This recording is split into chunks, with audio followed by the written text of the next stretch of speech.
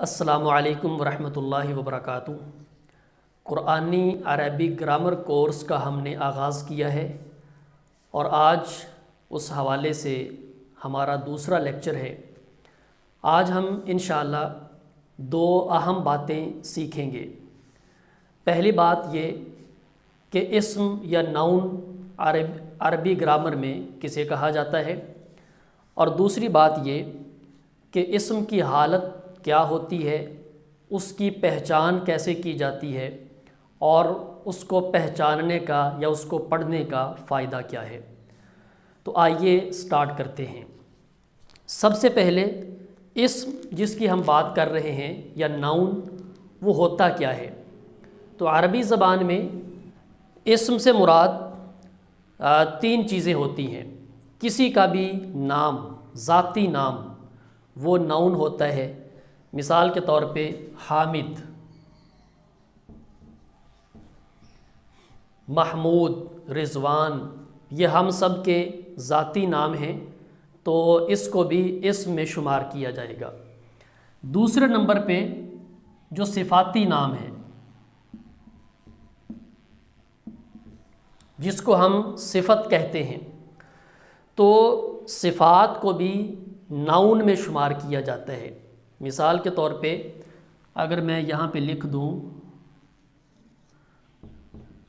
مسلمن، تو مسلم ہونا کسی کا صفت ہے۔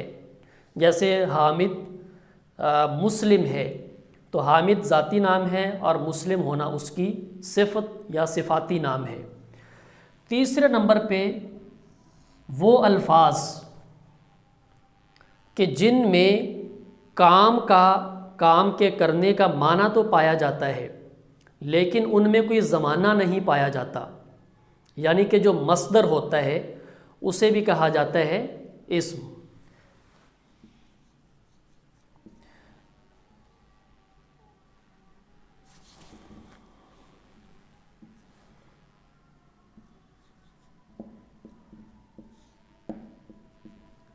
ضربن، اس کا معنی ہے مارنا۔ تو مارنا اگرچہ ایک ایکشن ہے، لیکن اس لفظ میں کوئی زمانہ موجود نہیں ہے، لہٰذا اس کو بھی ہم شمار کریں گے ناؤن میں۔ تو گویا کہ جب بھی ہم ناؤن کی بات کر رہے ہوں گے، اسم کا لفظ بول رہے ہوں گے، اس میں یہ تین چیزیں ہو سکتی ہیں۔ ذاتی نام بھی ہو سکتا ہے، صفاتی نام بھی ہو سکتا ہے، اور کوئی مصدر بھی ہو سکتا ہے۔ تو یہ پہلی بات ہے جو آپ نے ذہن نشین کرنی ہے۔ اس کے بعد اسم کا ہم نے جو مطالعہ کرنا ہے، تو ہم نے لاسٹ اپنی کلاس میں ویڈیو میں اس بات کو واضح کیا تھا کہ جو بھی اسم قرآن پاک میں استعمال کیا گیا ہے، وہ چار اعتبار سے ہم اس کو اسٹڈی کریں گے۔ چار پہلوؤں سے ہم نے اس کا مطالعہ کرنا ہے، پھر اس کے بعد ہم اس قابل ہوتے ہیں کہ اس کا صحیح ترجمہ کر سکیں۔ تو میں دوبارہ آپ کے سامنے لکھ رہا ہوں۔ سب سے پہلے نمبر پہ ہم نے حالت،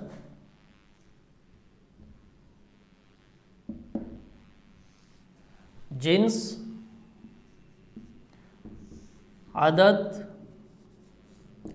اور وسعت۔ تو حالت سے مراد ہے کیس، جنس سے مراد جینڈر، مذکر یا مؤنث، عدد سے مراد نمبر یعنی کہ واحد ہے، تثنیہ ہے یا جمع ہے، اور وسعت سے مراد اس کی کائنڈ یا اس کے معنی کی جو کیپیسٹی ہے وہ محدود ہے یا عام ہے۔ تو ان چار پہلوؤں سے 4 آسپیکٹس ہمارے سامنے ہوتے ہیں کسی بھی اسم یا ناؤن کو اسٹڈی کرنے کے۔ تو آج ہم حالت کے بارے میں بات کرنے جا رہے ہیں، تو باقی میں سارے مٹا رہا ہوں۔ انشاءاللہ ہم سٹیپ بائی سٹیپ ان سب کو ڈیٹیل سے ڈسکس کریں گے، سمجھیں گے اور ان کی پریکٹس کریں گے۔ آج صرف ہم حالت کو پڑھیں گے۔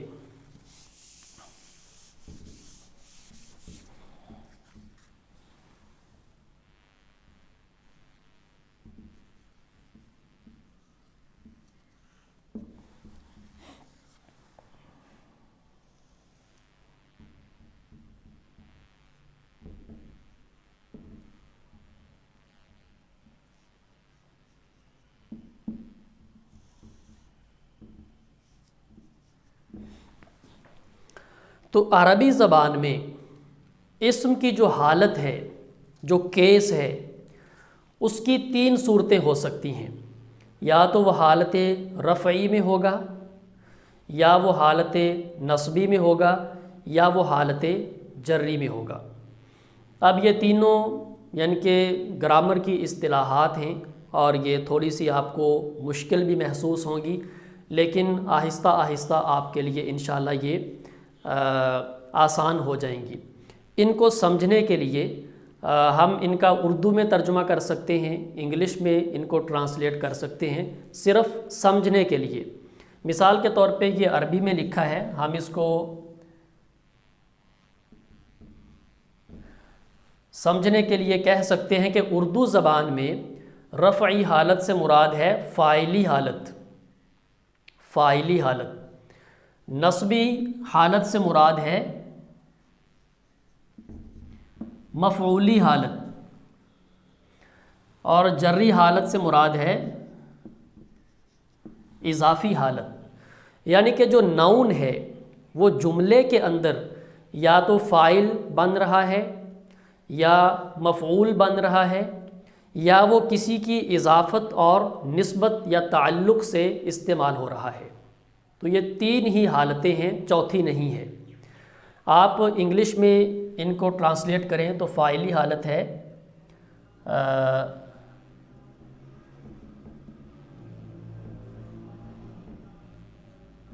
نومینیٹو، اور مفعولی حالت ہے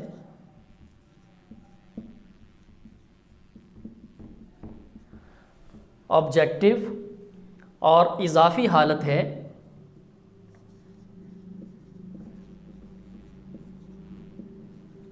پوزیسو۔ تو یہ گویا کہ آپ کے سامنے عربی، اردو اور انگلش تینوں زبانوں کی اصطلاحات آ چکی ہیں، تو آپ کو اس سے اندازہ ہوگا کہ رفعی، نصبی اور جری حالت سے کیا مراد ہے۔ تو یہ ہمارا گویا کہ عربی میں یوں بولیں گے، اردو میں یوں، اور انگریزی میں ان اصطلاحات کا یہ نام ہوگا۔ تو یہ رفعی، نصبی اور جری 3 حالتیں ہیں۔ ان حالتوں کو پہچاننے کا طریقہ کیا ہے؟ ہمیں کیسے پتہ چلے گا کہ یہ حالت رفعی ہے، یہ حالت نصبی ہے، اور یہ حالت جری ہے؟ اس کے لیے عربی زبان میں کچھ سائنز ہیں، کچھ علامات ہیں، اور یہ علامات ایک سے زیادہ ہیں، لیکن آج ہم صرف ایک علامت پڑھیں گے جو عربی زبان میں بہت زیادہ استعمال ہونے والی ہے۔ تقریباً عربی زبان کے 85% جو ورڈز ہیں، الفاظ ہیں، ان میں یہ علامت پائی جاتی ہے۔ تو یہ علامت یہ ہے کہ رفعی حالت جب ہوتی ہے تو اس نون کے اینڈ پہ 2 پیش آ رہی ہوتی ہیں۔ رفعی حالت میں اینڈ پہ 2 پیش ہوں گی۔ نصبی حالت ہوگی تو اس کے اینڈ پہ 2 زبر آئیں گی، اور جب جری حالت ہوگی تو اس کے اینڈ پہ 2 زیر آئیں گی، 2 پیش، 2 زبر، 2 زیر۔ تو یہ پہچاننے کی صرف ایک علامت ہے، اس کے علاوہ اور بھی علامات ہیں، وہ ہم انشاءاللہ جیسے جیسے آگے بڑھتے جائیں گے، آپ کا نالج وسیع ہوتا جائے گا، پختہ ہوتا جائے گا، تو چیزیں پھر آپ کو سمجھنا آسان ہوتی جائیں گی۔ تو ابھی ہم آہستہ آہستہ یعنی کہ بالکل جو بیسک چیزیں ہیں، آسان چیزیں ہیں، ان کو فوکس کریں گے اور وہ سیکھیں گے۔ تو جب آپ کو آسان چیزیں ازبر ہو جائیں گی تو انشاءاللہ پھر ہم آگے جو ایڈوانس گرامر کے مباحث ہیں ان کو بھی انشاءاللہ سیکھیں گے۔ تو یہ 2 پیش، 2 زبر اور 2 زیر۔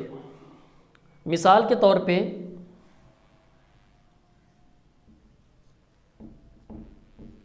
حامدن، تو یہ رفعی حالت یعنی کہ فاعلی حالت ہے۔ اسی طرح دیکھیں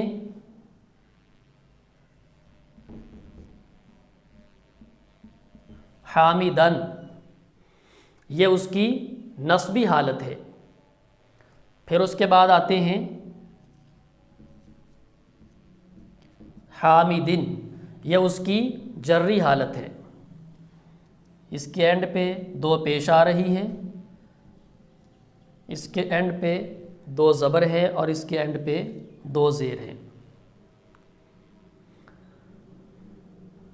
تو اب میں اس کو تھوڑا سا مٹا کر کلوز کر کے لکھتا ہوں تاکہ باقی چیزیں بھی ایک ہی جگہ پر آپ کے سامنے آ جائیں۔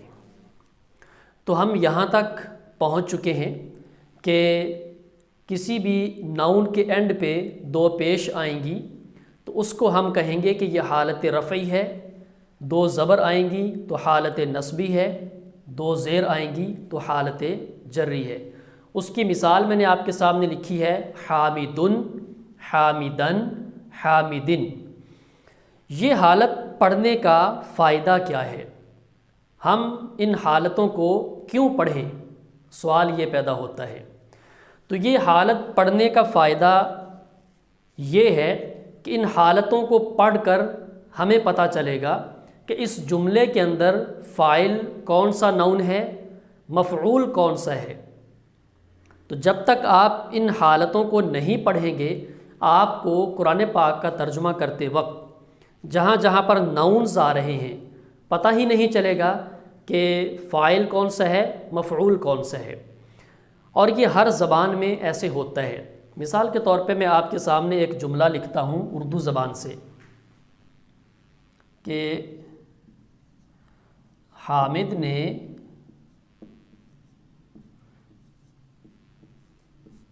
زید کو مارا۔ اب اگر میں آپ سے پوچھوں اس میں فاعل کون ہے تو آپ فوراً بولیں گے کہ حامد۔ حامد کیا ہے؟ فاعل ہے، یہ مارنے والا ہے۔ اور زید مفعول ہے، اس کو مار پڑ رہی ہے، آبجیکٹ ہے۔ اور مارا یہ فعل ہے۔ چونکہ آپ کو اردو آتی ہے تو آپ نے اس کو فوراً بتا دیا۔ اگر میں اسی کو تھوڑا سا چینج کر کے لکھوں، زید کو حامد نے مارا، تو میں نے زید کو پہلے لکھ دیا ہے اور حامد یہ بعد میں لکھ دیا ہے، یعنی کہ تقدیم و تاخیر کر دی۔ تو اگر آپ کو اردو آتی ہے تو آپ پھر فوراً بتا دیں گے کہ یہ کیا ہے، مفعول ہے، فاعل ہے اور یہ فعل ہے، چونکہ آپ کو اردو آتی ہے۔ لیکن جس بندے کو اردو نہیں آتی اور وہ سیکھنا چاہ رہا ہے تو ظاہر بات ہے کہ اسے کچھ نہ کچھ چیزیں یاد رکھنا پڑیں گی کہ ہمیں کیسے پتہ چلے گا کہ اس میں سبجیکٹ کیا ہے اور آبجیکٹ کیا ہے۔ تو وہ اس میں غور و فکر کرے گا، وہ دیکھے گا کہ جو فاعل ہوتا ہے اس کے ساتھ عام طور پہ نے آتا ہے، اور جب مفعول ہے اس کے ساتھ عام طور پہ کو آتا ہے۔ تو وہ ایک نشانی یہ یاد رکھے گا، تو جب ہم اس کے سامنے اس کو الٹ کر لکھیں گے وہ ان نشانیوں کو دیکھے گا کہ یہاں پر چونکہ کو ہے یہ مفعول ہے اور نے ہے تو یہ فاعل ہے، اسے کچھ نہ کچھ سمجھ آ جائے گی۔ یہی صورتحال عربی زبان کی ہے کہ جب تک آپ اس نشانی کو یاد نہیں رکھیں گے تو آپ کو پتہ نہیں چلے گا کہ فاعل اور مفعول کون کون سے ناؤنز استعمال ہو رہے ہیں۔ مثال کے طور پہ یہاں پر ایک میں مثال لکھتا ہوں، ضربہ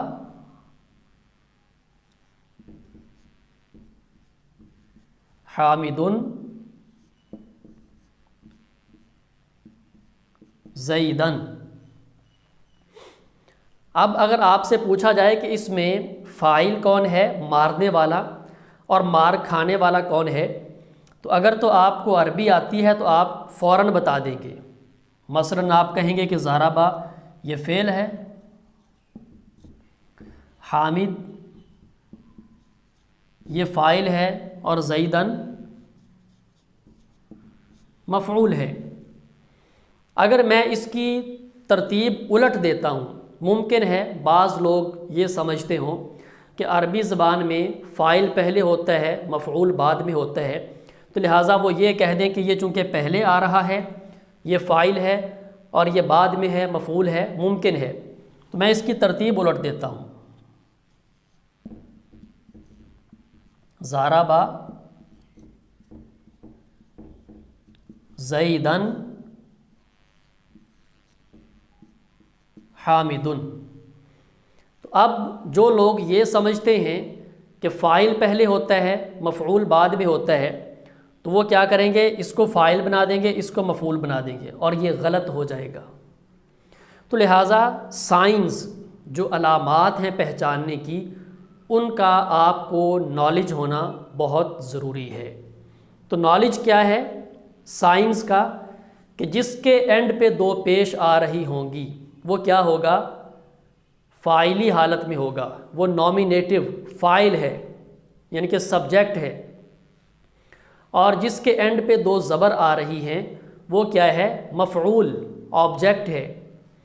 آپ کو جب اس سائن کا پتہ چلے گا تو آپ فوراً کیا کہیں گے کہ زیدن یہ مفعول ہے، کیوں، اس کے اینڈ پہ دو زبر آ رہی ہیں، آپ نے غور کیا تو دو زبر آ رہی ہیں، اور یہ کیا ہے، فاعل ہے، کیوں، اس کے اینڈ پہ دو پیش آ رہی ہیں۔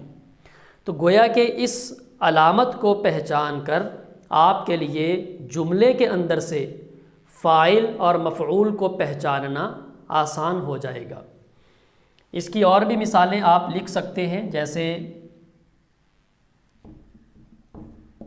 کتابن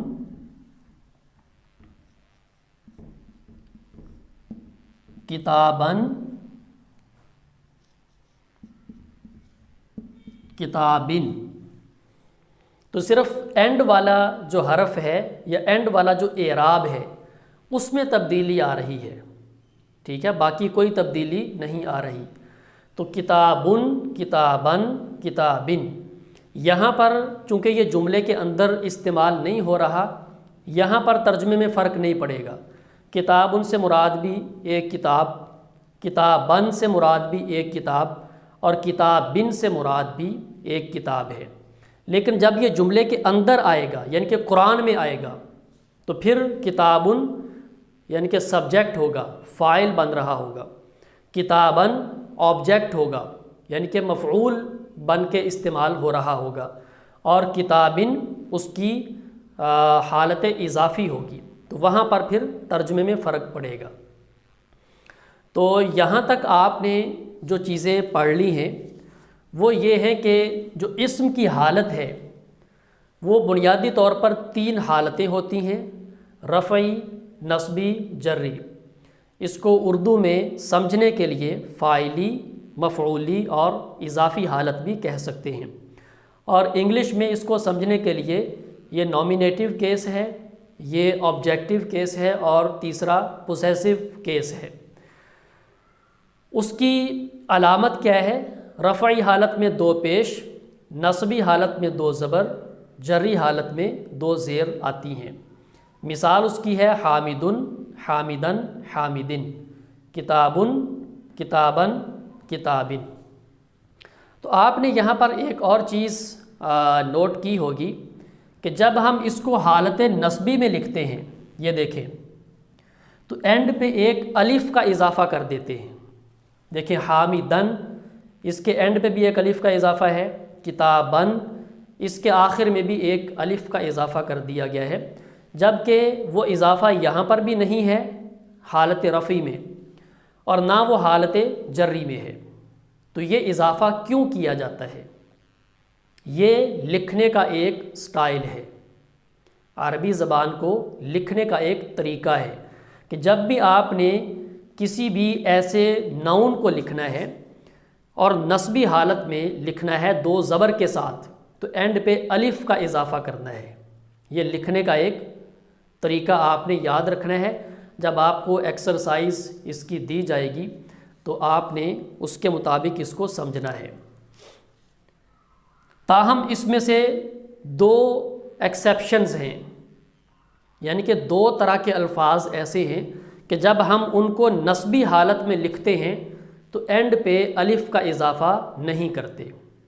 تو ایکسیپشنز ہر جگہ پر موجود ہوتی ہیں، ایکسیپشنز ہی رولز کو مکمل کرتی ہیں۔ وہ دو کون سی ہیں؟ نمبر 1،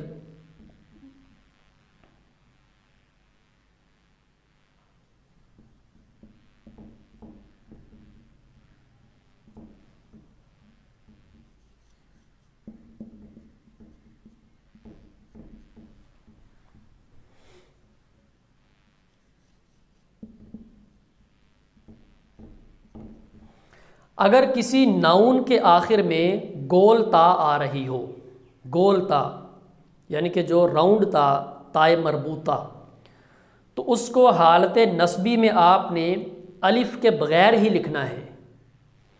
یہ دیکھیں اوپر الف ڈالا تھا میں نے، یہاں پر نہیں ڈالا۔ اگر آپ ڈالیں گے الف تو یہ غلط ہوگا،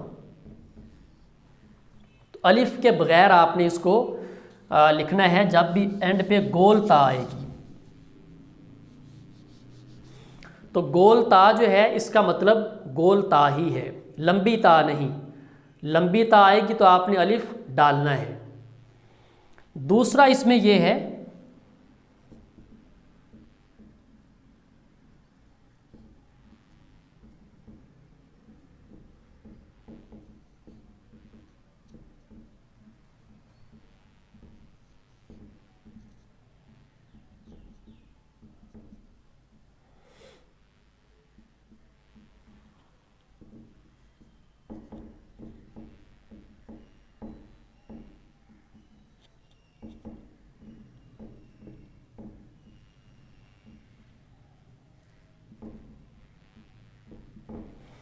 اگر کوئی ناؤن